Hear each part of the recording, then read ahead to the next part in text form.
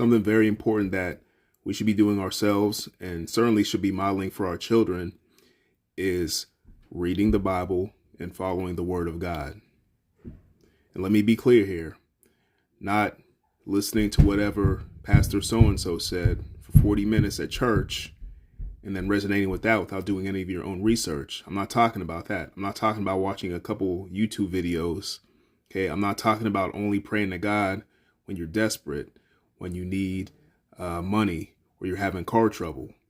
I'm not talking about that. I'm talking about actually spending time delving into the Word of God and meditating on it.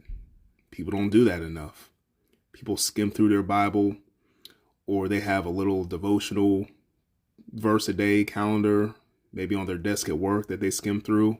That is, if you're not ashamed to identify yourself as a Christian in the workplace, that's a whole topic for another day. But we don't have enough people that actively pursue God through his declared written word.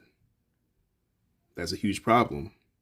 And we wonder why these evil entities all through our culture have resonance.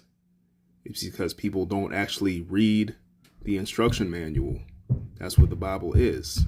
Yes, there's a lot of history, there's a lot of poetry, there's a lot of record keeping, but it's also a manual on how to operate and how to function and how to live your life.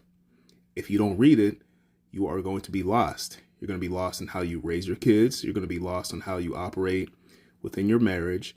You're going to be lost in how to control your temper, how to control your emotions, how to understand even your finances, how you work. You're not going to be attuned to how to do that properly if you don't spend some time reading the Word. I'm not telling you have to memorize every verse that's ever been written, because most of us don't have that capacity.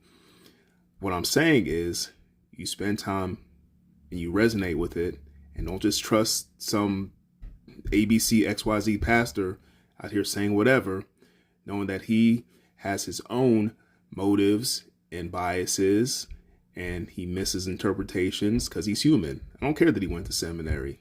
He's not God.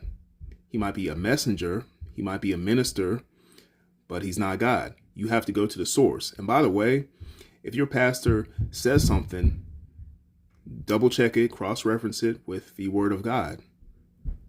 Talk to him, meaning talk to God about it. But people don't spend enough time doing that. And what happens is people just go by the wayside. They do what they think is right, what they feel is right. They go by feelings and emotions. And we wonder why Christianity has lost home field advantage in our society. So please pay attention to this, guys. Peace.